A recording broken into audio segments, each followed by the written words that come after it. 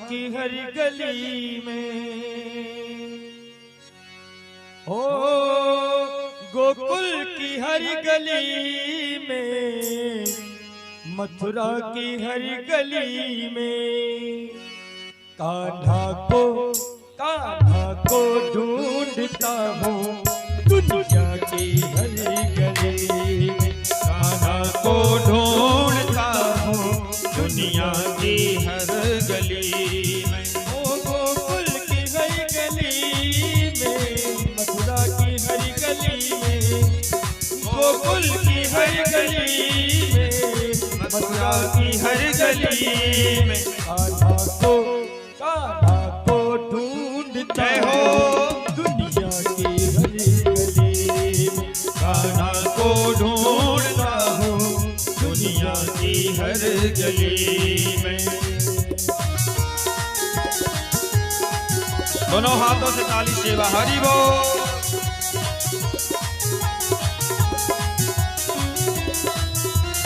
जय हो।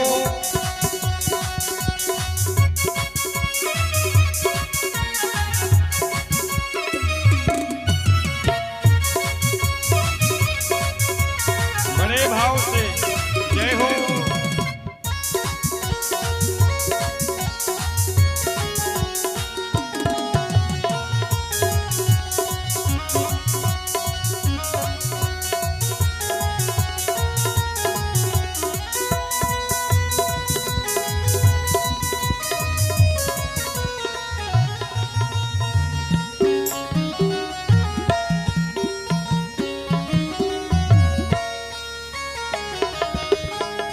हरि बोल।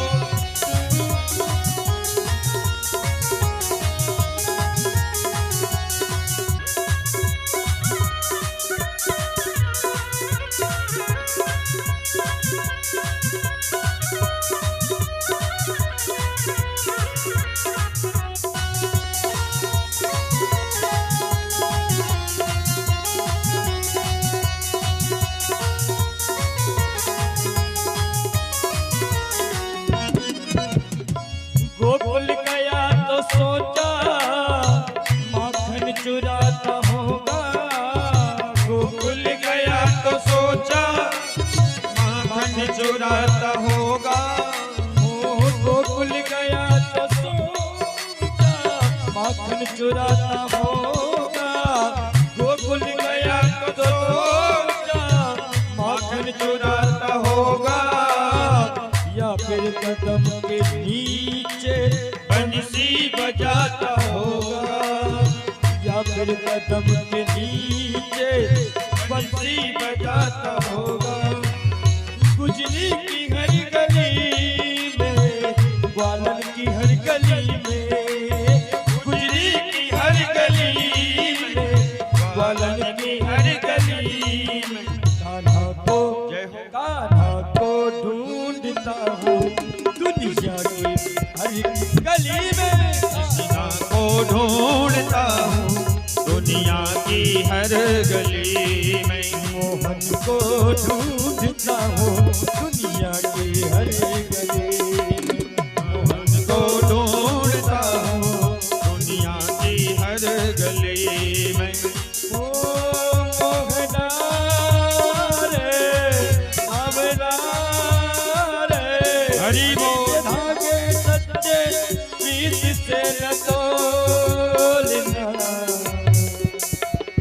तेरे बिन नहीं जीना मर जाना मोहना रे, तेरे बिन नहीं जीना मर जाना मोहना।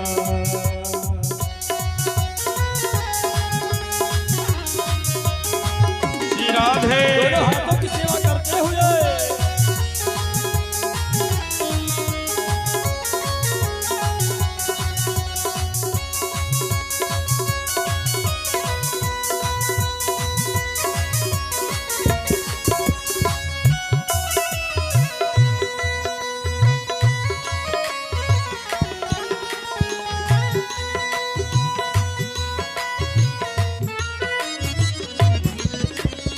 शायद किसी बहन की साड़ी बढ़ाता होगा, शायद किसी बहन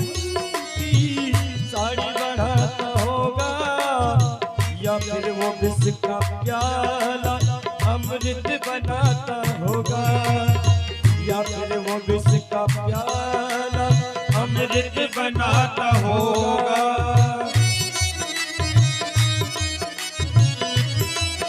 दोनों हाथों की जय सेवा हो। करते हुए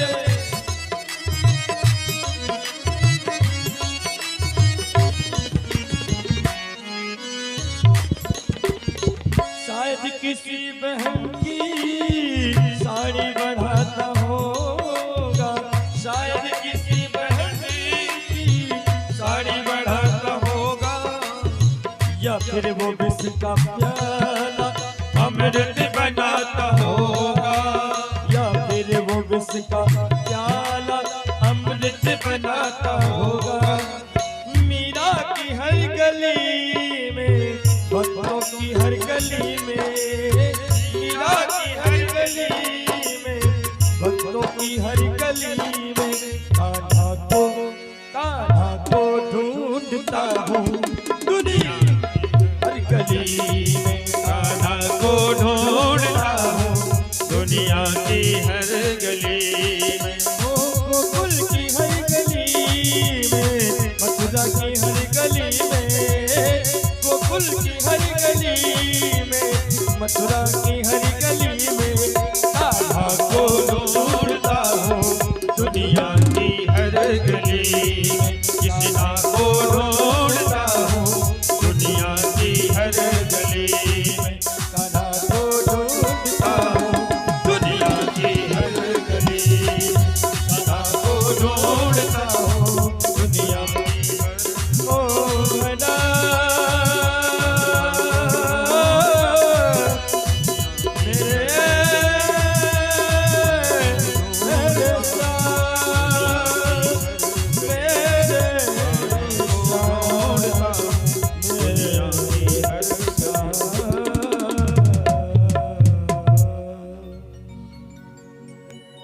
बोले वृंदावन बिहारी लाल की। जय हो। और तेज बोलिए थोड़ा, हाँ ठंडी भाग जाए पूरी। आज तो कश्मीर जैसा दृश्य हो रहा है जैनाबाद में, बर्फ की बारिश। पर भक्त भी बहुत मजबूत हैं। वो कहते हैं भगवान आप कुछ भी बरसाओ, कोहरा करो बर्फ बरसाओ, पर कथा में पहुंचेंगे हम। चाहे रजाई ओढ़ के जाने पड़े, चाहे कम्बल, पर कथा नहीं छोड़ेंगे। हाँ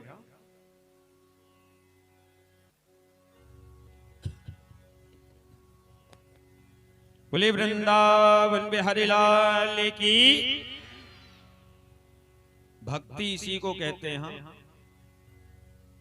अच्छे रोड पर तो कोई भी गाड़ी चला के निकाल के चला जाएगा, हाँ, पर पायलट उसी को कहा जाता है जो खराब से खराब रास्ते से गाड़ी चला के ले जाए, निकाल के ले जाए, वही पायलट माना जाता है। कहने का मतलब अच्छे मौसम में तो सब भक्ति कर लेते हैं, पर मौसम विपरीत रहे तब भी भक्ति होती रहे, उसी को भक्त कहा जाता है। हाँ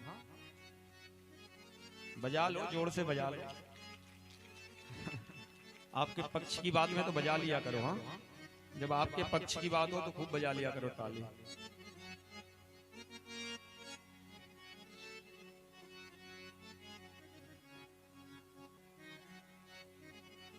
क्योंकि जो समय बीत गया वो फिर जीवन में नहीं मिलता। हाँ आज के बाद बस सोना ही है रोज हमें। हाँ खाना सोना, फिर वही दिनचर्या हमारी शुरू हो जाएगी प्रतिदिन वाली। पर ये 7 दिन मिले थे परमात्मा की कृपा से, और धीरे धीरे कब वो 7 दिन पार हो गए पता भी नहीं चला। कैसे 7 दिन की यात्रा पूरी हो गई पता भी नहीं लगा, और धीरे धीरे करके भागवत अपने विश्राम की ओर पहुंच गई।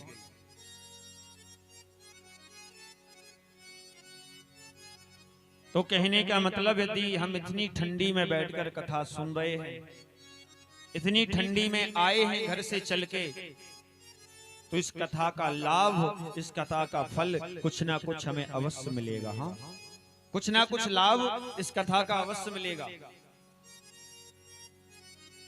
क्योंकि पाते वही हैं जो जागते हैं, सोने वालों को कुछ नहीं मिलता। इसलिए भगवान की कृपा उन्हीं पर करते हैं जो महाराज भगवान के लिए चलकर जाते हैं।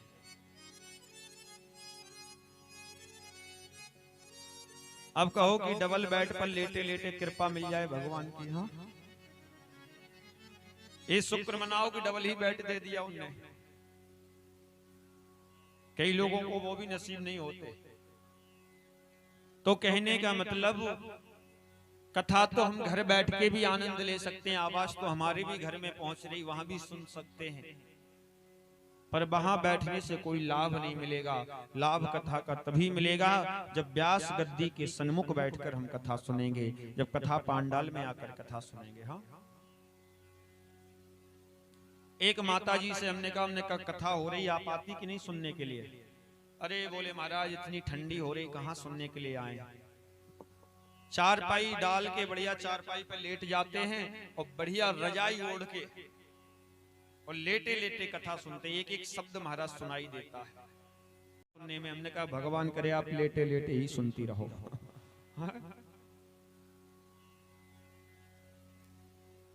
कई प्रकार के भक्त हैं संसार में, पर कथा में जाने से महाराज कई प्रकार के लाभ मिलते हैं। हाँ, सबसे पहले भगवान का दर्शन मिलता है, दूसरा लाभ कथा का श्रवण मिलता है, कथा सुनने को मिलती है, और तीसरे लाभ क्या है? बोले भक्तों का दर्शन मिलता है। किस भक्त के रूप में भगवान का दर्शन हो जाए कोई पता नहीं। हाँ, किस भक्त के रूप में भगवान बैठे हो। तुलसी यह संसार में सबसे मिलियो धाय, ना जाने किस रूप में हमें नारायण मिल जाए।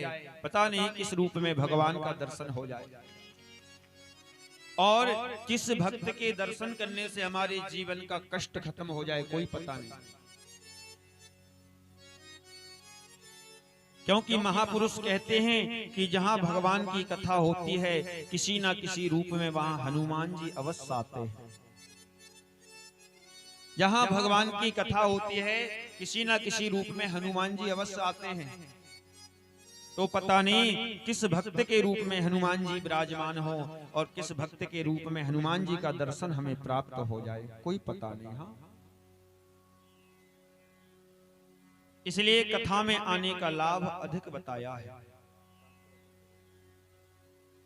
अधिक लाभ बताया है कथा में आने का। हाँ,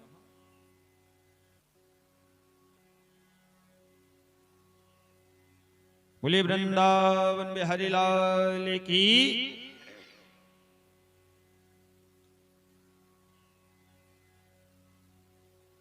सभी लोग बैठते जाएं और थोड़ा आपको आगे को बढ़ के बैठ जाइए। जो माताएं आ रही पीछे वो बैठती जाएंगे। हाँ,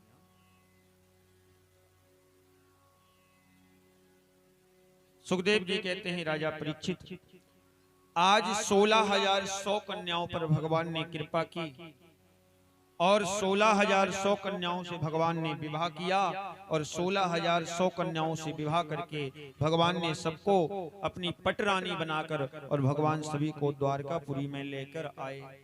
बोले द्वारकाधीश भगवान की।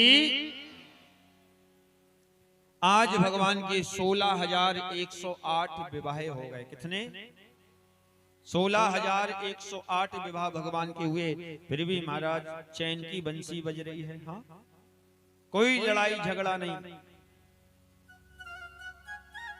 16,108 पटरानियों के बीच में रहते हैं, फिर भी शांति है।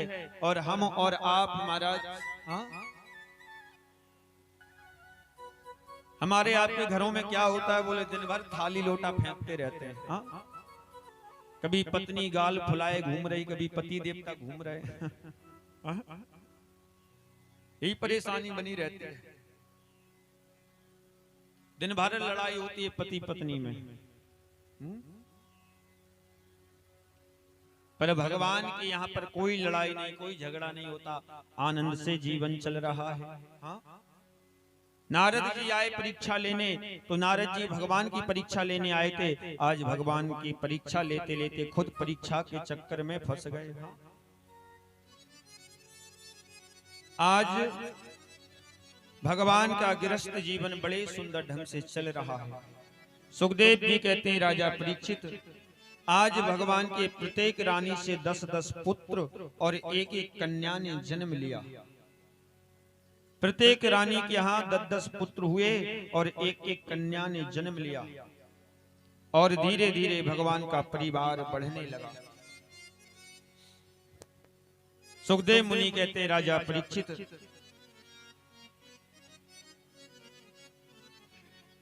आगे राजस्व यज्ञ की कथा आती है। अर्जुन भगवान के पास पहुंचे और भगवान से पूछा, प्रभु हम पांडवों की इच्छा है कि हम राजस्व यज्ञ करें, पर राजस्व यज्ञ करने की विधा क्या है, जरा कृपा करके हमें बताइए। भगवान ने कहा, जो समस्त राजाओं को जीत लेता है वो राजस्व यज्ञ कर पाता है, और जब तक तुम जरासंध को नहीं जीत लोगे, जब तक राजस्व यज्ञ करने का तुम्हें अधिकार प्राप्त नहीं होगा। जब तक तुम राजस्व यज्ञ नहीं कर सकते। आज ब्राह्मण का रूप बना के भगवान अर्जुन और भीम को जरासंध के पास लेकर पहुंचे। जरासंध ने कहा, मेरे दरवाजे पर ब्राह्मण आए हैं। आज ब्राह्मण रूप में भगवान का सम्मान किया। सुखदेव मुनि कहते हैं, राजा परीक्षित, आज इस प्रकार से भगवान ने जरासंध का वध करवाया। हाँ, आज इस प्रकार से जरासंध का वध भगवान ने भीम भैया के द्वारा करवाया।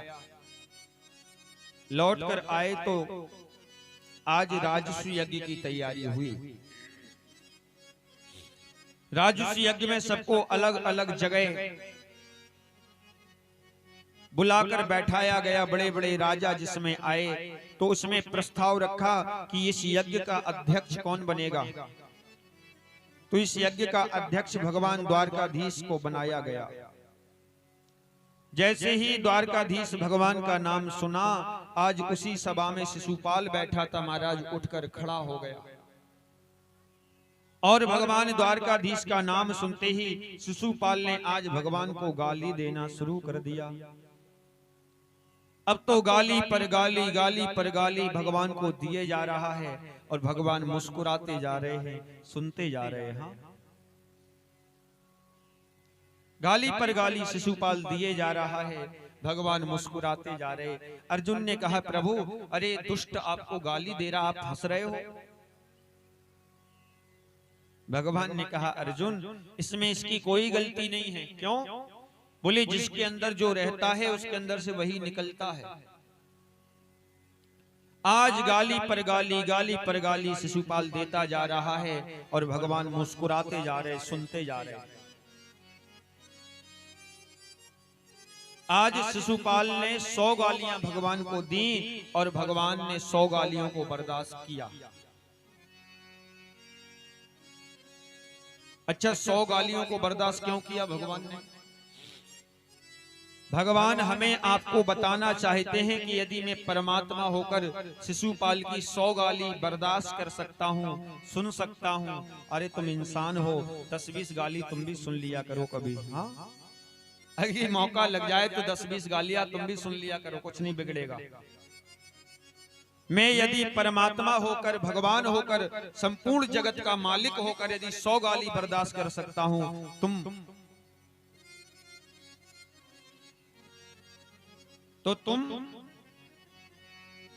इंसान हो, 10-20 गाली तुम भी सुन लिया करो। हाँ, कुछ नहीं बिगड़ेगा।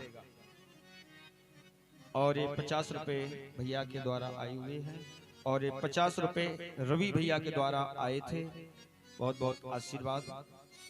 बोले वृंदावन बिहारी लाल की। यदि 10-20 गाली मिल भी जाए ना तो सुन लिया करो, कुछ नहीं बिगड़ेगा। पर आजकल की बहुएं झगड़ा कर लेती सासों माँ से। अच्छा, तुम्हारी हिम्मत कैसे हुई हमें गाली देने की? पर भगवान ने 100 गालियों को बर्दाश्त किया। जीवन में सफल वही होता है, जीवन में सक्सेस वही होता है, जीवन में आगे वही बढ़ता है जो बर्दाश्त करना जानता है। हाँ, सोने का जब आभूषण बनाया जाता है तो सुनार कई हथौड़ी उसमें मारता है, जब जाकर उसका आभूषण बनता है। कहने का मतलब जीवन में जो बर्दाश्त करता है, जीवन में जो सहन शक्ति करता है, जीवन में वही निखार आता है, उसी का जीवन अच्छा होता है। हाँ, मिस्त्री जब कोई मूर्ति बनाता है ना, तो जब पत्थर में हथौड़ी मारता है तो जो पत्थर टूट जाता है, तो उसको क्या काम करता है, जब मंदिर बनता है तो मंदिर की सीढ़ी में लगा देता है। सीढ़ी में जो पत्थर लगता है उसको लगा देता है कारीगर। और जो पत्थर मजबूत होता है, हथौड़े की छेनी की चोट को बर्दाश्त करता रहता है, धीरे धीरे धीरे धीरे धीरे धीरे करके उसी पत्थर की वो शिवलिंग बना देता है। और मंदिर में उसको शिवलिंग को रख दिया जाता है, स्थापित किया जाता है, और लोग पूजा करते हैं, सेवा करते हैं, जल चढ़ाते हैं, दूध चढ़ाते हैं, प्रणाम करते हैं। क्यों? बोले जीवन में जो चोट खाके जो गिर गया वो कंकड़ बन गया, और जीवन में चोट खाके जो सह गया वो शंकर बन गया। उसकी लोग पूजा करते हैं। पत्थर एक है, वही पत्थर टूटा तो पत्थर बन गया, और वही पत्थर ने बर्दाश्त कर लिया तो वो शंकर बन के उनकी पूजा होने लगी। हाँ, इसलिए जीवन में सहन शक्ति करना सीखो, सहनशील बनना सीखो। हाँ, जीवन में आगे बढ़ना है तो सहनशील बनो। जीवन में सफल वही होते हैं जिनके अंदर सहनशीलता होती है, जो बर्दाश्त करना जानते हैं। 50 रुपया छोटी सी बिटिया सगुन के द्वारा आए हैं। बहुत बहुत आशीर्वाद, बहुत बहुत शुभकामनाएं। इसलिए मैं निवेदन करूं, जीवन में थोड़ा बर्दाश्त करना भी सीखो। हाँ, कई लोगों को तुरंत गुस्सा आ जाता है, थोड़ा सा कुछ बोल दो, जय भैरव बाबा। हाँ? क्योंकि गुस्सा नाश की जड़ है। और संत लोग कहते हैं जिसको बात बात पर गुस्सा आता हो, समझ लो कि उसका राक्षसी स्वभाव माना जाता है। वो राक्षस की योनि का व्यक्ति होता है, मतलब राक्षसी स्वभाव उसके अंदर होता है। इसलिए घर परिवार में छोटी छोटी बातें होती रहती हैं, दोस्त यारों के बीच में छोटी छोटी बातें होती रहती हैं, सास बहू के बीच में छोटी छोटी बातें होती रहती हैं। थोड़ा बर्दाश्त करना सीखिए। जो बर्दाश्त करना जानता है वही जीवन में सफल होता है, वही जीवन में आगे बढ़ता है। हाँ? आज 100 गालियां भगवान ने शिशुपाल की सुनी। उठकर खड़े हो गए भगवान शिशुपाल, बस करो अब, ऐसा ना हो कि मेरा हाथ उठ जाए और मेरे हाथों से तुम मारे जाओ, क्योंकि मैंने तुम्हारी मां को वचन दिया था कि मैं तुम्हारी 100 गलतियों को क्षमा करूंगा। शिशुपाल नहीं माना, आज गाली पर गाली देता रहा भगवान को। आज भगवान ने अपने चक्र से शिशुपाल के सर को धड़ से अलग कर दिया। शिशुपाल के सर को भगवान ने काट दिया, और वो चक्र इतनी जोर से चला भगवान की उंगली में, भगवान के हाथों में, कि आज भगवान की उंगली से खून निकलने लगा, रक्त निकलने लगा। कोई कहता है मलहम लेकर आओ, कोई कहता है पट्टी लेकर आओ, कोई कहता है वैद्य को बुलाओ। बगल में द्रौपदी खड़ी थी, अपने साड़ी के पल्लू को फाड़कर और भगवान की उंगली से आज चीर को बांध दिया। जैसे ही हाथ में चीर बांधा, उंगली में वो चीर द्रौपदी ने बांधा, आज मेरे भगवान की आंखें भर आई, भगवान की आंखों में आंसू आ गए। द्रौपदी, थोड़ी सी चोट मेरे हाथ में लगी, थोड़ी सी खरोंच लगी, तूने अपनी इतनी महंगी साड़ी के पल्लू को फाड़ दिया। द्रौपदी ने कहा, भैया शायद आपकी एक बूंद खून गिरने पर ऐसी में हजारों साड़ियां निछावर कर सकती हूं। आपके रक्त से, आपसे ज्यादा कीमती मेरी साड़ी नहीं है। भगवान की आंखों में आंसू आ गए। द्रौपदी, आज तूने थोड़ा सा चीर मेरी उंगली में बांधकर अपने इस भाई को तूने ऋणी बना दिया। द्रौपदी बहन, तेरा कर्ज इस भाई के ऊपर चढ़ गया। जब कभी आवश्यकता पड़े तो इस भाई को याद कर लेना। थोड़े सा चीर तूने मेरा उंगली में बांधा है, इस चीर के बदले में जब आवश्यकता पड़ेगी एक बार अपने भाई को याद करने लेना। हाँ, तेरा भाई आकर तेरी रक्षा करेगा, तेरे चीर को अवश्य बढ़ाएगा। हाँ, ये वही द्रौपदी हैं जब दुशासन ने चीर खींचा। सब लोग बैठे थे, घर के परिवार के लोग। देखा कि ना तो पति काम आ रहा, गुरु द्रोणाचार्य ने भी सर नीचा कर लिया, पिता मां ने भी सर नीचा कर लिया। जब द्रौपदी ने सोचा कि अब मुझे बचाने वाला कोई नहीं है, तो आज द्रौपदी ने दोनों हाथों को खड़ा कर दिया। हे द्वारकाधीश कन्हैया, तेरी बहन की लाज तेरे हाथ में है, मेरी रक्षा कर। सुखदेव जी कहते हैं, राजा परीक्षित, आज भगवान ने द्रौपदी के चीर को बढ़ाया। जब द्रौपदी की लाज बचाने कोई नहीं आया, द्रौपदी ने दोनों हाथ खड़े कर दिए। हे कन्हैया, मेरी रक्षा करो, अब मेरा कोई नहीं है। आज भगवान ने आकर चीर बढ़ाया, और इतना चीर बढ़ाया, नारी बीच साड़ी है कि साड़ी बीच नारी है, नारी है कि साड़ी है कि साड़ी बीच नारी है, नारी बीच साड़ी है कि साड़ी बीच नारी है। द्रौपदी ने कहा, मूर्ख दुशासन, ना साड़ी बीच नारी है ना नारी बीच साड़ी है, ये तो मेरा वृंदावन बिहारी है जो चीर बन के खिंचा जा रहा है, खिंचा जा रहा है, खिंचा जा रहा है। ये तो मेरा वृंदावन बिहारी है। आज द्रौपदी की लाज भगवान ने बचाई। राजसूय यज्ञ में भगवान ने पत्तल उठाने का काम किया। आज भगवान कन्हैया ने राजसूय यज्ञ में जूठी पत्तलों को उठाया अपने हाथों से। हाँ, राजसूय यज्ञ दुष्टर कीनो, बामे जूठ उठाई, सबसे ऊंची प्रेम सगाई। भगवान ने प्रेम के बस में आकर भक्तों की जूठी पत्तलों को भी उठा लिया। हाँ,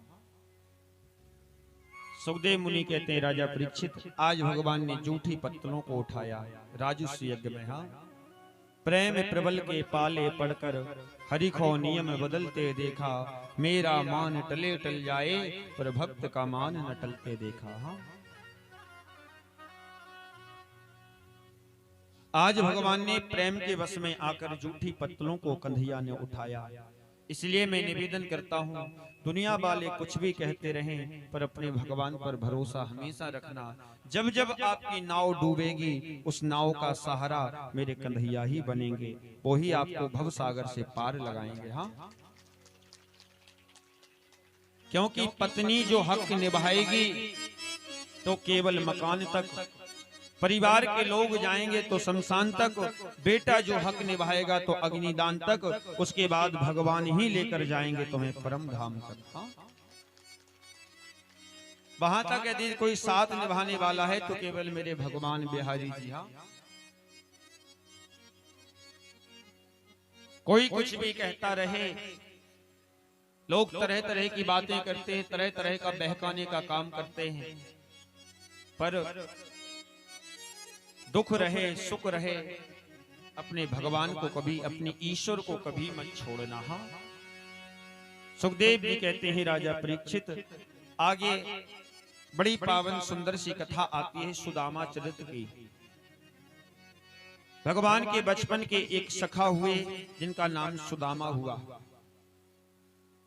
और गुरुकुल में पढ़ने के लिए गए थे भगवान, तो सुदामा नाम के मित्र से इनकी भेंट हुई थी। हाँ? सुदामा जी के जीवन में बड़ी गरीबी है, बड़ा दुख है। एक टूटी सी झोंपड़ी बनाकर सुदामा जी महाराज रहते हैं। सुदामा जी की पत्नी का नाम है सुशीला और सुदामा जी के 5 बाल गोपाल हैं, 5 बच्चे हैं। हाँ, 5 बाल गोपाल हैं, 5 बच्चे हैं। एक टूटी सी झोंपड़ी में रहते हैं सुदामा जी और कहते हैं कि 5 घरों से भिक्षा मांगते हैं सुदामा जी। जो कुछ भी मिल जाता है उसी में गुजर बसर कर लेते हैं सुदामा जी महाराज। हाँ, उसी में गुजर बसर कर लेते हैं। सुखदेव मुनि कहते हैं, राजा परीक्षित, सुदामा जी के जीवन में बड़ी गरीबी है। सुदामा जी 5 दिनों 5 घर से भिक्षा मांगते हैं और जो भी थोड़ा बहुत मिल जाता है सुदामा जी उसी में गुजर बसर करते हैं, किसी के सामने हाथ फैलाने नहीं जाते हैं।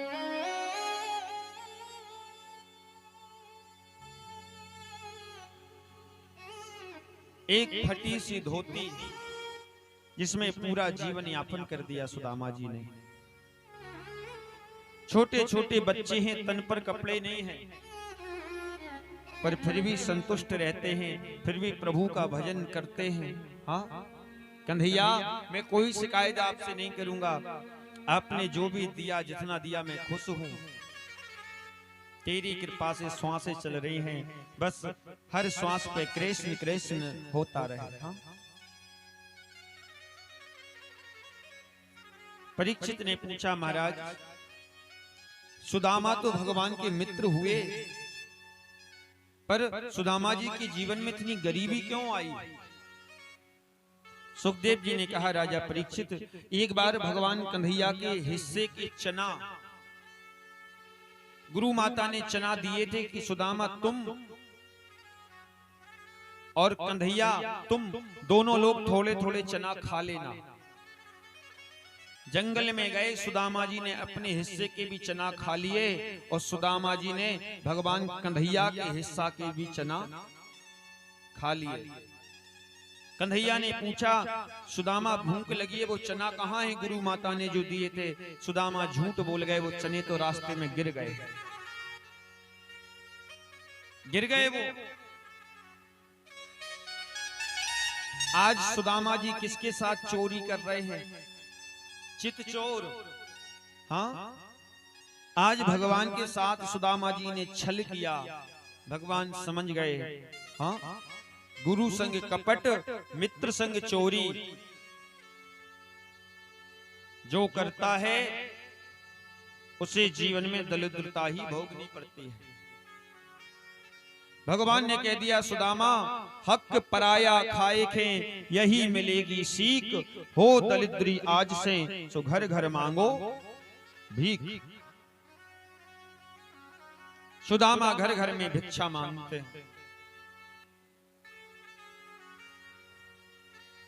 भैया कुछ ओढ़ा दो कन्हैया जी को, नहीं तो हाँ ठंडी ज्यादा हो रही है, नहीं तो अभी गड़बड़ हो जाए काम। हाँ भी ओढ़ लीजिए थोड़ी देर के लिए। भगवान भी साल ओढ़ते थे ठंडियों में। हाँ नहीं ठीक है, पीतांबर होना चाहिए, ये पीतांबर है भगवान का। सुखदेव जी कहते हैं, राजा परीक्षित, आज सुदामा जी ने छल किया भगवान के साथ में, परिणाम क्या हुआ? पूरी जीवन गरीबी भोगनी पड़ी। हाँ? कहावत कर देती है एहसास इस जमाने को, और समय कर देता है मोहताज दाने दाने को। हाँ, सुदामा हो गए मोहताज दाने दाने को। आज सुदामा जी महाराज के जीवन में महाराज बड़ी गरीबी है, फिर भी सुदामा जी कभी भगवान से शिकायत नहीं करते, प्रभु आपने हमें क्या दिया? प्रभु जो भी दिया है बहुत है। एक महीने में 2 एकादशी होती हैं, पर सुदामा जी के घर में तो रोज एकादशी होती है। कई दिनों तक चूल्हा ही नहीं जलता सुदामा जी के घर में। हाँ, इतनी गरीबी सुदामा जी के जीवन में है, पर कभी भगवान से शिकायत नहीं कि आपने मुझे क्या दिया क्या नहीं दिया। जो भी दिया बहुत दिया कन्हैया, हाँ बहुत दिया। तेरी कृपा से श्वासें चल रही हैं, ये कम नहीं है।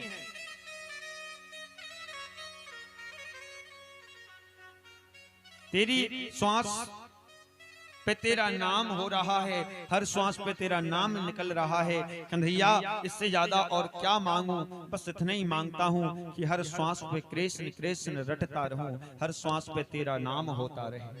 सुदामा जी कह रहे। आज सुशीला ने भगवान कन्हैया के यहाँ जाने का प्रस्ताव सुदामा जी को दिया। सुशीला आई और सुशीला ने कहा, स्वामी हमारे जीवन में इतनी दरिद्रता है, हमारे जीवन में इतनी गरीबी है, और आपके मित्र तो द्वारका के राजा द्वारका के धीश हैं, क्यों ना एक बार जाकर आप अपने मित्र से जाकर मिल लो। सुशीला ने कहा, क्यों नहीं आप जाकर द्वारकाधीश से मिलते हो। सुदामा ने कहा, सुशीला तुम्हारी क्या इच्छा है कि मैं अपने मित्र से जाकर कुछ मांगूं। सुशीला ने कहा, नहीं मैं मांगने के लिए नहीं कह रही, अरे बहुत दिन हो गए, एक बार जाकर अपने मित्र से मिलकर तो आओ। सुदामा ने कहा, सुशीला हमारे जीवन में इतनी गरीबी है, और कहते हैं कि भगवान के यहाँ, मित्र के यहाँ और राजा के यहाँ कभी खाली हाथ नहीं जाना चाहिए। मैं जाऊं तो क्या लेकर जाऊं। सुशीला गई, मोहल्ले में से 3 मुट्ठी चावल मांगकर लेकर आई और आज सुदामा जी को दे दिया। आज 3 मुट्ठी चावल लेकर सुदामा जी द्वारकापुरी के लिए चल पड़े। नंगे पैर सुदामा जी, ना तो पैरों में पादुका है, ना माथे पर पगड़ी है, ना तन पर कोई वस्त्र है, ना कपड़े हैं, और सुदामा जी गिरते उठते हुए सुदामा जी महाराज चले जा रहे हैं। हाँ? पैरों की बिमाइयां फटी हैं सुदामा जी की, कांटे गड़े हुए हैं।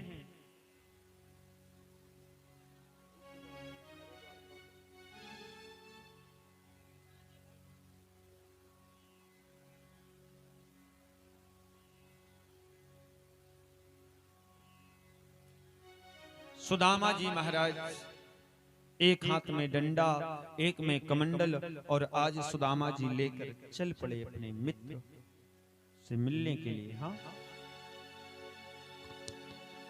सुदामा जी महाराज हम लोगों के बीच में आ रहे हैं, हम लोग दर्शन करेंगे, और जिसको जो भेंट देना है अपनी, वो सुदामा जी को आप अपनी भेंट दें। कहते हैं सुदामा को भेंट दक्षिणा देने से घर की सारी गरीबी हमारी दूर हो जाती है, सारी गरीबी हमारी आपकी मिट जाती है। तो सुदामा जी महाराज हम लोगों के बीच में आ रहे हैं। किस प्रकार से सुदामा जी रोते हुए, गिरते हुए, नंगे पैर चले जा रहे हैं। कन्हैया तू ही पार लगाना, आंखों में आंसू लिए सुदामा जी महाराज चले जा रहे हैं, चले जा रहे हैं। नंगे पैर, गर्मी का महीना, गर्मी पड़ रही है, पैर जल रहे हैं, पैरों में कांटे गड़ रहे हैं, और सुदामा जी महाराज गिरते उठते हुए आज चले जा रहे हैं अपने मित्र से मिलने के लिए। हाँ, कोई घनश्याम से कह दो तुम्हारा यार आया है, तुम्हारा यार आया है। घनश्याम से कह दो तुम्हारा यार आया है, तुम्हारा यार आया है। कोई घनश्याम से कह दो तुम्हारा यार आया है, तुम्हारा यार आया है। सुदामा जी आंखों में आंसू लिए रोते, कभी गिरते हैं कभी उठते हैं सुदामा जी, और आंखों में आंसू लिए सुदामा जी चले जा रहे हैं नंगे पैर,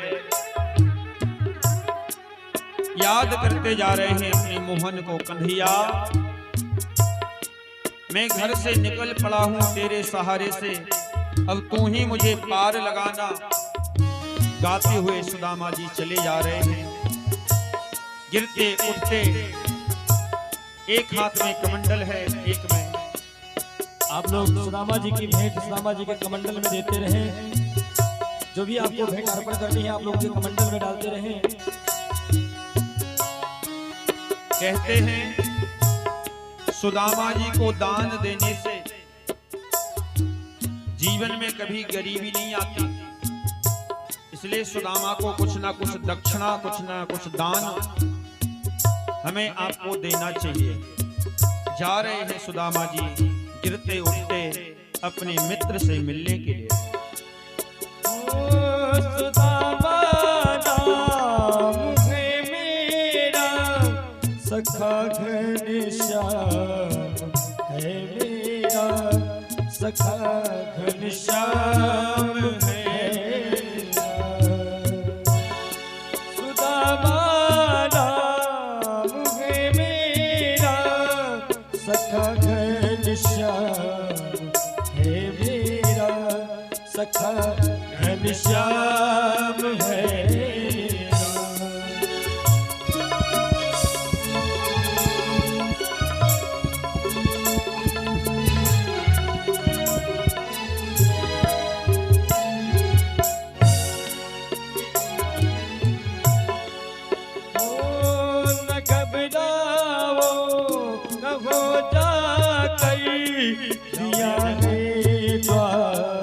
आराम से सुदामा जी को मत गिरा देना। दिया के द्वार पे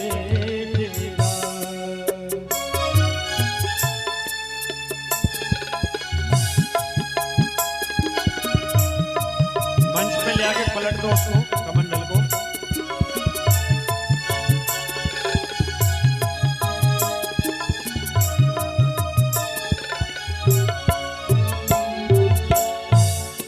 सुदामा नाम है मेरा, सखा घनश्याम है मेरा। न घबराओ कहो जाकर, दिया है द्वार पे डेरा, दिया है द्वार पे डेरा।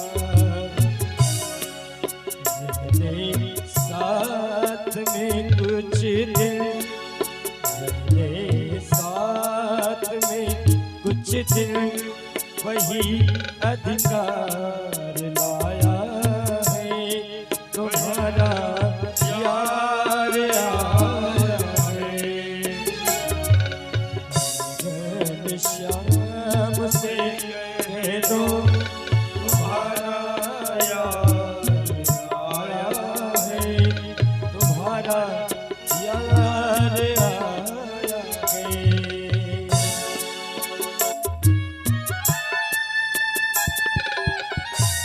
बड़ी दयनीय स्थिति सुदामा जी महाराज की, और गिरते हुए, पड़ते हुए, लड़ते हुए, झगड़ते हुए, पैरों में कांटे चुभे हैं, नैनों से अश्रुधारा हो रही है, और कन्हैया कन्हैया कन्हैया याद करते हुए और जा रहे हैं।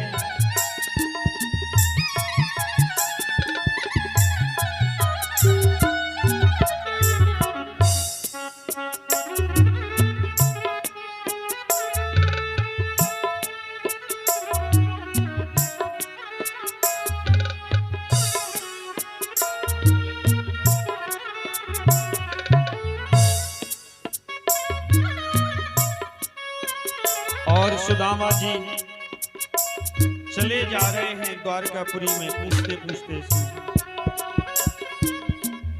सुदामा जी चले जा रहे हैं अपने मित्र से मिलने की लालसा लेके, और आज नगर में भ्रमण करते करते सुदामा जी आज धीरे धीरे धीरे धीरे करके मेरे सुदामा जी आज द्वारकाधीश कन्हैया के महलों के नजदीक पहुंच जाते हैं। एक लोगों से पूछा, भैया क्या द्वारकाधीश कृष्ण मेरा यहीं रहता है? एक लोगों ने कहा, वो सामने वाला जो महल है जाओ, उसी में तुम्हारे द्वारकाधीश श्री कृष्ण रहते हैं। सुदामा जी महाराज देखते हैं दिखाई नहीं देता दूर का किधर है महल। सब महल तो बराबर से दिखाई दे रहे हैं, किस महल में मेरा कन्हैया रहता है? आज द्वारपाल खड़े दिखाई दिए। आज कन्हैया के द्वारपालों से जाकर सुदामा जी पूछते हैं। आज सुदामा के दरवाजे पर पहुंचकर सुदामा जी और आज कन्हैया से मिलने के लिए आज द्वारपालों से आज्ञा लेते हैं। द्वारपालों से पूछते हैं, जाओ मेरा संदेश मेरे बचपन के मित्र कन्हैया को सुना दो। जाओ देखो देखो ये गरीबी, ये गरीबी का हाल, कृष्ण के दर पे विश्वास लेके आया। बचपन का यार गे मेरा शाम, बस यही आस लेके आया हूँ।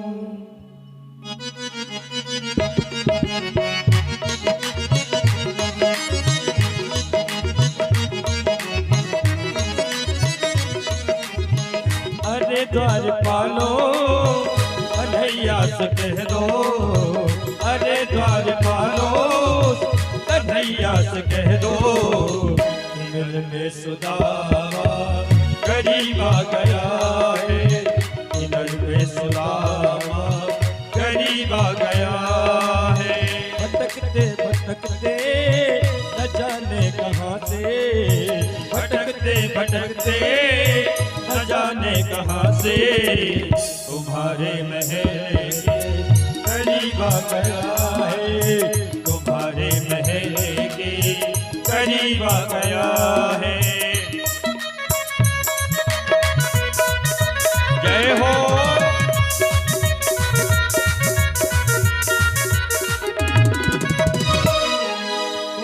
न सर पे है पगड़ी, न तन पे है जामा, बता दो कन्हैया को नाम है सुदामा, बता दो कन्हैया को नाम है सुदामा। न तन पे है पगड़ी, न तन पे है जामा, बता दो कन्हैया को नाम है सुदामा, बता दो कन्हैया को नाम है सुदामा। तुम एक बार मोहन तुम एक बार मोहन से जाकर के कह दो, बस एक बार मोहन से जाकर के कह दो, मिलने सखावत नसीब आ गया है, मिलने सखावत नसीब आ गया है, मिलने सखावत नसीब आ गया है।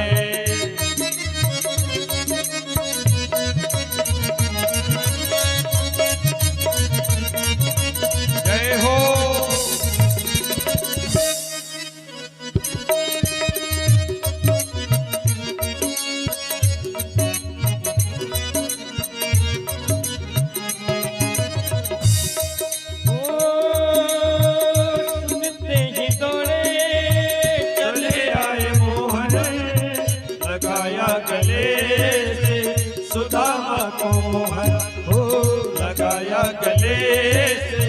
सुदामा को मोहन सुनते ही दौड़े चले आए मोहन, लगाया गले से सुदामा को मोहन, सुनते ही दौड़े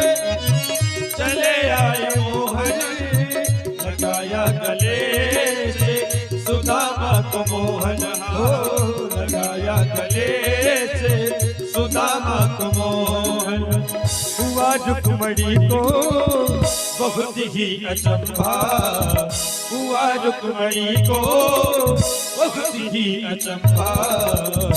मेहमान कैसा अजीब आ गया है, मेहमान कैसा अजीब आ गया है, मेहमान कैसा अजीब आ गया है।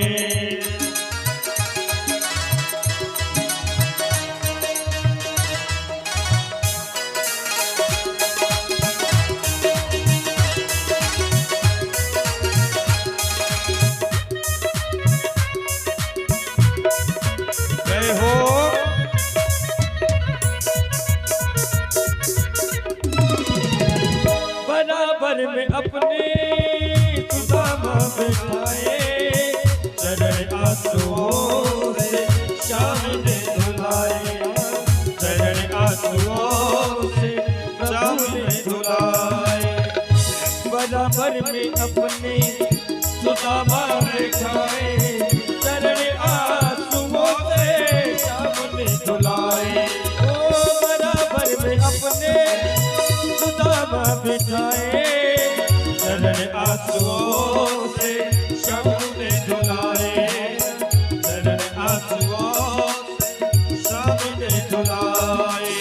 न घबराओ प्यारे जरा तुम सुदामा, न घबराओ प्यारे जरा तुम सुदामा, खुशी का समा तेरे करीब आ गया है, खुशी का समा तेरे करीब आ गया है।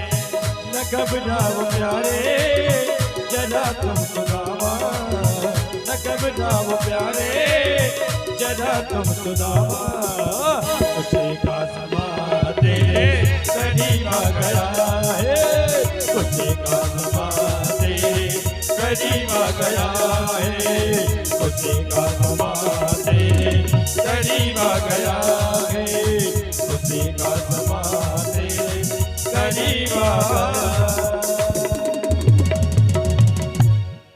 बोले द्वारकाधीश भगवान की जय हो।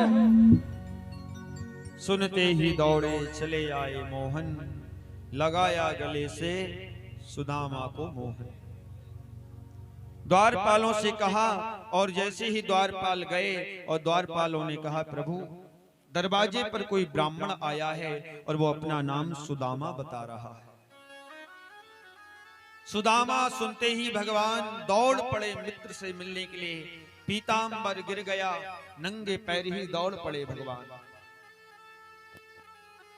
लेकर आए सुदामा जी को, अपने हृदय से लगाया, गले से लगाया, सिंहासन पर बैठालकर देख सुदामा की दीन दशा, करुणा कर रखें करुणा निधि रोए, पानी परात को हाथ छुओ नहीं, नैनन के जल से पग धोए। आज भगवान के आंसू गिरने लगे अपने मित्र के प्रेम में। आज भगवान ने अपने आप को नहीं संभाल पाया और आज भगवान ने अपने आंसुओं से अपने मित्र सुदामा के चरणों को धोया, चरणों को पकड़ा। क्या वो ब्राह्मण दरिद्र हो सकता है? क्या वो गरीब हो सकता है जिसके पांव आज त्रिलोकी का मालिक द्वारका का धीश जिसके पैरों को धुल रहा है, चरणों को पखार रहा है? उस ब्राह्मण से बड़ा कोई सौभाग्यशाली नहीं हो सकता संसार में। कितनी भक्ति सुदामा ने की होगी।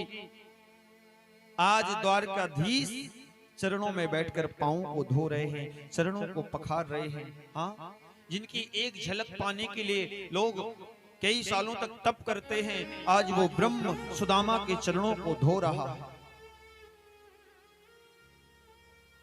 सुदामा के पैरों में लाखों कांटे गड़े हैं, खून निकल रहा है। भगवान देख देख कर रोते हैं। मित्र, मुझसे मिलने के लिए तूने इतना कष्ट उठाया, सुदामा जी हमसे मिलने के लिए इतना दर्द तुम्हें सहना पड़ा।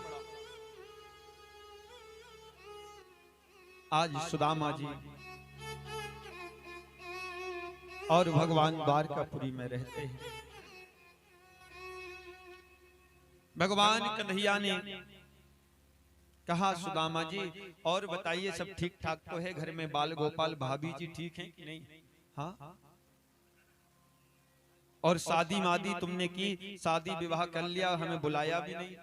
सुदामा जी ने कहा क्या बताएं भैया, द्वारकाधीश हमारी शादी बड़ी गरीबी में हुई है।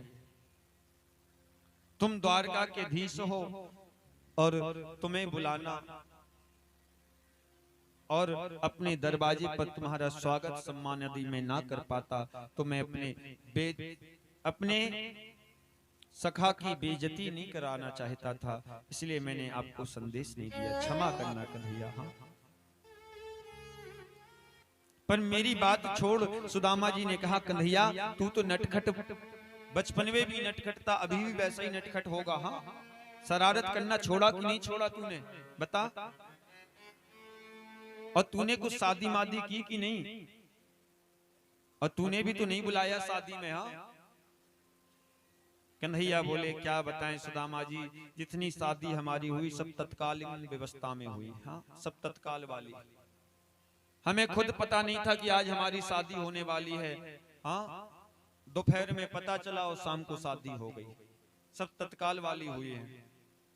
हाँ, अच्छा चल बुला तो आशीर्वाद दे दूं। भगवान ने इशारा किया रुक्मणी को, आके आशीर्वाद लो। आज रुक्मणी ने पैरों पर माथा रखा, सुदामा जी का आशीर्वाद लिया। कौन आशीर्वाद ले रही है? जगत की माता लक्ष्मी, जो संसार इस लक्ष्मी के लिए दौड़ता है दिन रात, आज वो लक्ष्मी सुदामा जी के चरणों में माथा रखकर आशीर्वाद ले रही है। भक्ति की शक्ति में वो ताकत होती है कि आज ब्रह्म को भी झुकना पड़ा, आज लक्ष्मी भी सुदामा के चरणों में पड़ी है, सुदामा के चरणों में नतमस्तक हो रही है। एक भक्त की भक्ति में वो ताकत होती है जो ब्रह्म को भी विवश कर देती है झुकने पर। हाँ, आज लक्ष्मी सुदामा के चरणों में आशीर्वाद ले रही हैं। क्या वो सुदामा गरीब हो सकता है? क्या वो सुदामा निर्धन हो सकता है? अरे सुदामा से बड़ा धनवान इन संसार में कोई ना तो हुआ है ना कभी होगा, कोई नहीं है। सुदामा के जैसा धनवान कोई नहीं है। अरे हम तो संसार के धन के पीछे भाग रहे हैं, पर जिस धन को सुदामा जी ने पा लिया आज तक उस धन को किसी ने नहीं पाया। हाँ, जो धन सुदामा को मिला।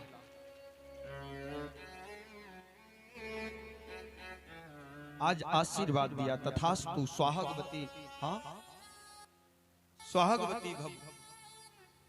किसको आशीर्वाद दे रहे हैं? लक्ष्मी को, जगत की माता को सुदामा आशीर्वाद दे रहे हैं। विप्रो प्रसादम धरिणी धरोहम, विप्रो प्रसादम कमला बरोहम। भगवान कहते हैं मैं ब्राह्मणों के आशीर्वाद से ही हम राजा बनकर बैठे हैं, ब्राह्मणों के आशीर्वाद से ही आज हम इस पृथ्वी पर जीवित हैं, ब्राह्मणों के आशीर्वाद से ही सब कुछ चल रहा है जीवन में। हाँ, रुक्मणी को आशीर्वाद दिया, जामवती को इशारा किया भगवान ने आओ। जामवती ने आकर आशीर्वाद दिया। सत्यधामा धीरे धीरे धीरे धीरे करके महाराज लाइन लग गई पूरी। हाँ, अच्छा सुदामा जी ने सोचा कि हो सकता है रिश्तेदार मेहमान और गांव मोहल्ला के सबको बुला लिया होगा। हाँ, गांव उड़ा दो भैया, इन लोगों को कुछ साल सूटर दे दो कुछ। हाँ,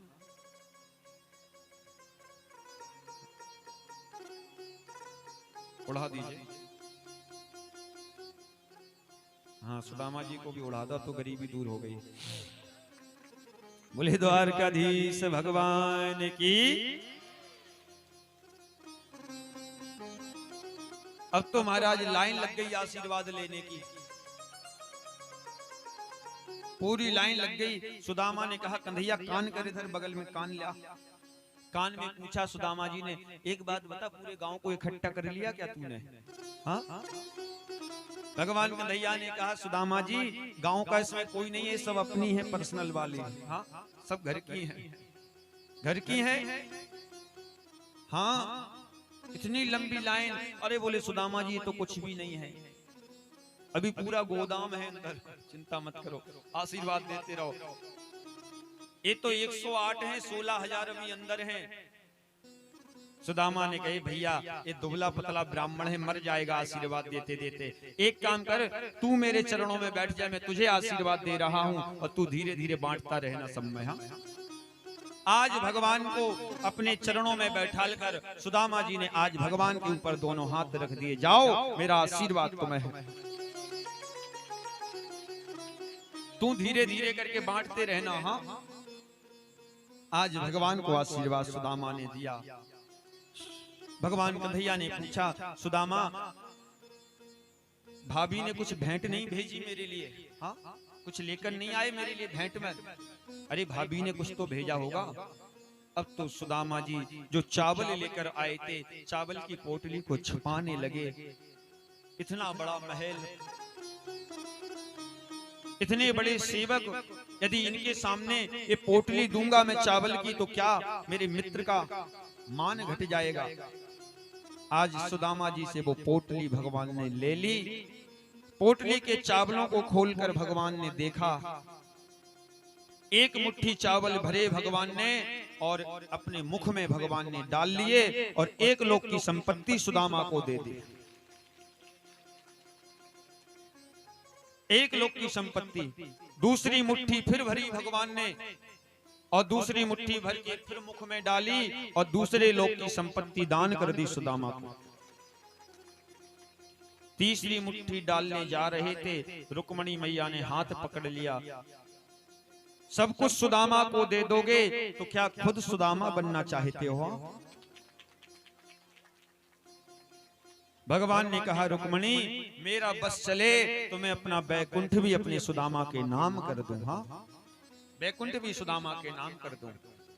आज सुदामा पर कृपा की है, जहां कुटिया बनी थी वहां महल बन के तैयार हो गए हैं। हाँ, आइए सुदामा जी को और भगवान को आप तिलक चंदन कर दें और उसके बाद, क्योंकि इतनी मित्रता है कृष्ण और सुदामा में, ऐसी मित्रता आज तक ना तो किसी में हुई है और ना होगी। सुखदेव जी कहते हैं, राजा परीक्षित आज सुदामा पर कृपा की भगवान ने, जहां कुटिया बनी थी वहां महल बनकर तैयार हो गए सुदामा जी के। आगे भगवान की कथा आती है। सुखदेव मुनि कहते हैं, राजा परीक्षित एक बार अक्रूर के साथ मिलने के लिए भगवान गोपियों से वृंदावन आते हैं। उसके बाद अपने परिवार से 100 वर्षों के बाद भगवान कुरुक्षेत्र में मिलते हैं सभी यदुवंशियों से। 100 वर्ष के बाद भगवान ने भेंट की। वहां पर 16,108 रानियों को रोहिणी मैया ने राधा और कृष्ण के प्रेम की कथा सुनाई था। वो आज कथा 16,108 पट रानियों को रोहिणी मैया ने सुनाई कुरुक्षेत्र में।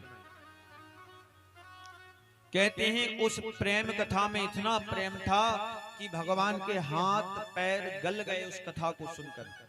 बलराम जी के, भगवान कन्हैया के, उनकी बहन तीनों के हाथ पैर गल गए और वहीं जाकर जगन्नाथ में स्थापित हुए और कलयुग में जगन्नाथ के नाम से पूजे गए। बोले जगन्नाथ भगवान की।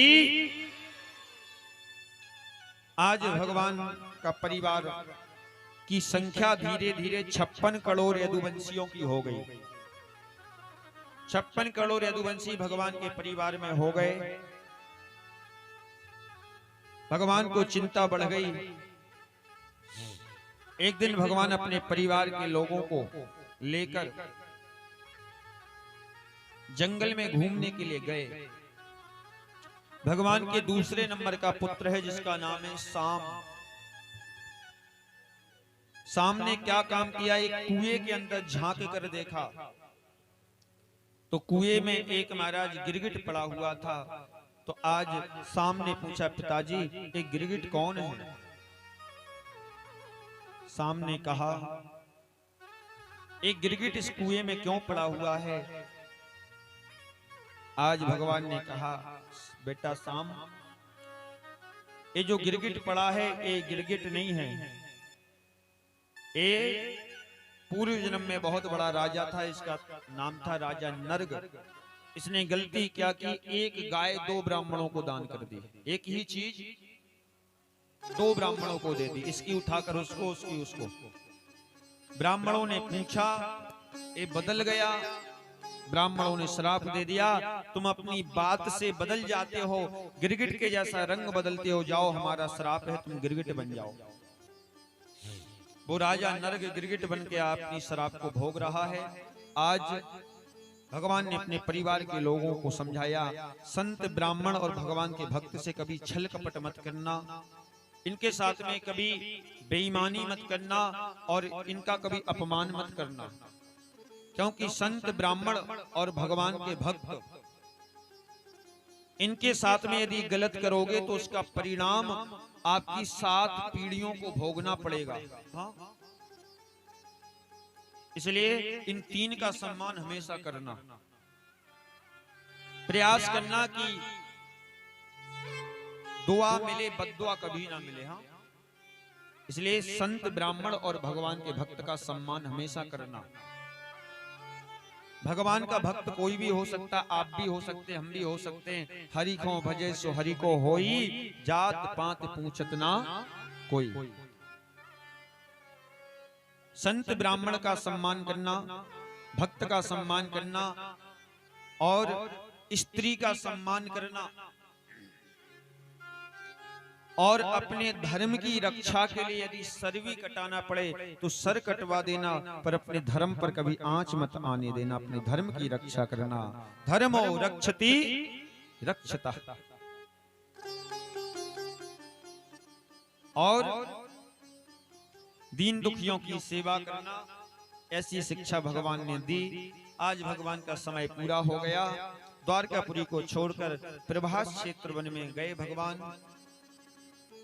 इधर भगवान के पुत्रों ने क्या काम किया, एक ग्वाले को स्त्री के कपड़े पहना दिए, महिला के, और उसको गर्भवती स्त्री बनाकर उस ग्वाले को, कुछ साधु संत बैठे थे उनके पास पहुंच गए लेके, महाराज ये हमारे घर की बहू है, आप तो ज्ञानी संत हैं, जरा देखकर बताओ कि इनके यहाँ से बेटा जन्म लेगा या बेटी, किसका जन्म होगा।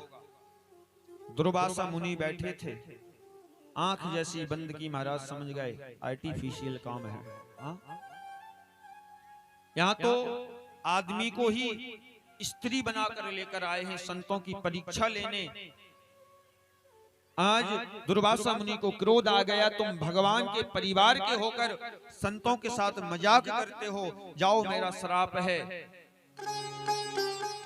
ना तो बेटा होगा ना बेटी होगी, लोहे का मूसल होगा और उसी से पूरे कुल का विनाश हो जाएगा। मूसलम कुल नाशनम, पूरे कुल का नाश हो जाएगा। कपड़ों को खोला, अंदर से मूसल निकला, उसको पीस के नदी में डाल दिया। अरणी नाम की घास, वो चौड़े पत्ते की घास बन के वो लोहा तैयार हो गया। एक लोहे का कण उस नदी में गिर गया, जिसको एक मछली ने निगल गई। मछवाले ने मछली को पकड़ा, मछली को काटा तो लोहे का एक कण निकला उसके पेट से। उसने अपने तीर के ऊपर सजा लिया, उसको शिकार खेलने जाऊंगा तो काम आएगा। इधर यदुवंशियों ने मदरा पान किया, आपस में लड़ने भिड़ने लगे, अस्त्र शस्त्र बेकार हो गए। तो वो अरणी नाम की घास नदी के किनारे थी, उसको उखाड़ के एक दूसरे में मारना शुरू कर दिया और सारे यदुवंशी कट फिट के समाप्त हो गए। इधर भगवान के भी जाने का समय हो गया। आज एक वृक्ष के नीचे भगवान बैठे हैं। इधर वो मछवाड़ा उसी जंगल में पहुंच गया शिकार खेलने के लिए। आज भगवान से मिलने के लिए उद्धव जी और नारद जी पहुंचे। भगवान से पूछा, प्रभु त्रेता में राम बनकर आए, द्वापर में कृष्ण बनकर आए, अब आगे घोर कलयुग आने वाला है। कलयुग में आपका कैसे दर्शन होगा, कहां दर्शन होगा, प्रभु आप कहां मिलोगे। भगवान ने कहा, नारद ना हम बसामी बैकुंठे ना योगी हृदयम चा। ना तो हम बैकुंठ में मिलेंगे और ना योगियों के हृदय में मिलेंगे। हाँ, बैकुंठ में नहीं मिलेंगे तो कहां मिलोगे प्रभु? बोले इस कलयुग में यदि कोई हमें देखना चाहता है, मेरा दर्शन करना चाहता है, तो आज से मैं अक्षर बनकर श्रीमद् भागवत में विराजमान रहूंगा। जो भागवत सुनेगा, भागवत का दर्शन करेगा, उसे मेरे दर्शन करने का लाभ प्राप्त होगा। आज भगवान की आत्मा से ज्योति निकली और भागवत जी में आकर समाहित हो गई, और आज अक्षर बनकर भागवत जी में भगवान विराजमान हो गए। बोले भागवत महापुराण की। आज भागवत बन गए भगवान। इसलिए कलयुग में साक्षात कृष्ण ही भागवत बने हैं। और यदि आप श्रद्धा से कथा सुनते हो, श्रद्धा से यदि कथा से जुड़े हो, तो आपके सारे मनोरथ भागवत की कृपा से पूर्ण होंगे। ये मेरा विश्वास है, 100% पूरे होंगे। हाँ, देर लग सकती है, पर भागवत जी सारे मनोरथों को पूर्ण करने वाली कथा है, सारे मनोरथों को सिद्ध कर देगी। बस मन से जुड़े रहो। और जो महाराज मन से जुड़े हैं कथा से, उनका कल्याण हुआ है, हो रहा है, आगे होता रहेगा। जो मन से जुड़े हैं, जो श्रद्धा से भागवत जी से जुड़ गए एक बार। कई लोग कहते हैं महाराज जब से हम कथा सुनने लगे, जब से हम भागवत जी से जुड़ गए, जब से काफी बदलाव हमारे जीवन में हुआ है और धीरे धीरे होता जा रहा है। हाँ? मैं चैलेंज से ये बात कह सकता हूं, यदि आप श्रद्धा से, भाव के साथ, अंतर आत्मा से यदि आप भागवत जी से जुड़े हो, तो ऐसा कोई मनोरथ नहीं है जो भागवत की कृपा से आपका पूर्ण ना हो। कोई मनोरथ नहीं है। जो इच्छा करहूं मन माही, राम कृपा कछु दुर्लभ नाही। आज इधर उस बहेलिया ने, उस मछवाड़े ने तीर चलाया, और वो तीर आके भगवान के तलवे में लगा, और भगवान इस धरती को छोड़कर गौलोक धाम को चले गए। बोलिए द्वारकाधीश भगवान की। इधर 7 दिन पूरे हो गए कथा को चलते हुए। सुखदेव मुनि को आज तिलक चंदन किया, राजा परीक्षित ने पोथी का पूजन किया, और अपने श्रद्धा अनुसार दक्षिणा देकर, अन्न वस्त्र देकर, और आज सुखदेव जी की विदाई राजा परीक्षित ने की। 7 दिन पूरे हो गए थे। तक्षक नाग आया डसने के लिए। राजा परीक्षित शीशे के मकान में, कांच के मकान में, कमरे में रहने लगे कि तक्षक नाग नहीं पहुंच पाएगा। सुरक्षा को बढ़ा दिया गया। आज तक्षक नाग आया। धनवंतरी जी रास्ते में मिले, धनवंतरी जी से संवाद हुआ। छोटे से कीड़े का रूप बनाया, फल में बैठ गया तक्षक नाग। दासी फल लेकर अंदर गई, फल को काटा, और आज उस फल के अंदर से छोटा सा कीड़ा देखते देखते विकराल तक्षक नाग बन गया, और राजा परीक्षित को जाकर आज दंश कर लिया, और राजा परीक्षित का शरीर जल के नष्ट हो गया, और आत्मा परमात्मा के पास पहुंच गई। आज विमान में बैठकर राजा परीक्षित को भगवान के पार्षद, भगवान के परम धाम को लेकर चले गए। आज परीक्षित की मुक्ति हो गई। बोले श्रीमद् भागवत महापुराण की जय। आज राजा परीक्षित की मुक्ति हो गई। जनमेजय ने सर्प यज्ञ करवाया। आज सर्प यज्ञ को रोका संतों ने आकर। जनमेजय से कहा तुम देवी भागवत सुनो। आज जनमेजय ने देवी भागवत सुनी। इधर जनमेजय का कल्याण हुआ। इस प्रकार से कथा पूरी होती है। आइए हम सब लोग सर को ढक लें और भागवत जी के अंतिम श्लोक को हम सभी लोग बोलेंगे।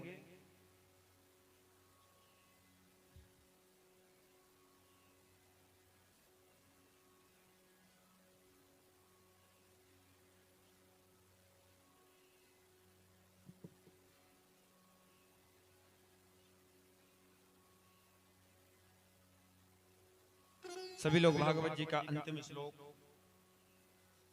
हम लोग बोलें और प्रभु से प्रार्थना करेंगे कि प्रभु हम पर कृपा करना, आपके चरणों से हमेशा हम जुड़े रहें, आपके चरणों में हमेशा आस्था बनी रहे, और जब तक ये जीवन रहे, जब तक हमारे कानों से हम भागवत सुनते रहें, हाथों से दान करते रहें और पैरों से चलकर आपके तीर्थ यात्रा आपके मंदिर तक जाते रहें। ओम नाम संकीर्तनम यस्यः, ओम नाम संकीर्तनम यस्य सर्व पाप प्रणाशनम, सर्व पाप प्रणाशनम, प्रणामो दुख समनस्थम, प्रणामो दुःख समनष्टम, नमामि हरिं परम, नमामि हरिं परम। ओम नाम संकीर्तनम यस्यः, ओम नाम संकीर्तनम यस्य सर्व पाप प्रणाशनम, सर्व पाप प्रणाशनम, प्रणामो दुख समनस्थम, प्रणामो दुःख समनष्टम, नमामि हरिं परम, नमामि हरिं परम। ओम नाम संकीर्तनम यस्यः, ओम नाम संकीर्तनम यस्य सर्व पाप प्रणाशनम, सर्व पाप प्रणाशनम, प्रणामो दुख समनस्थम, प्रणामो दुःख समनष्टम, नमामि हरिं परम। नमामि हरिं परम। बोली वृंदावन बिहारी लाल की जय हो। भागवत महापुराण की। इस तरीके से नाम संकीर्तनम में सह सर्व पाप प्रणाशनम, भागवत जी सभी कष्टों को, दुखों को काटने वाली हैं, पापों को काटने वाली हैं।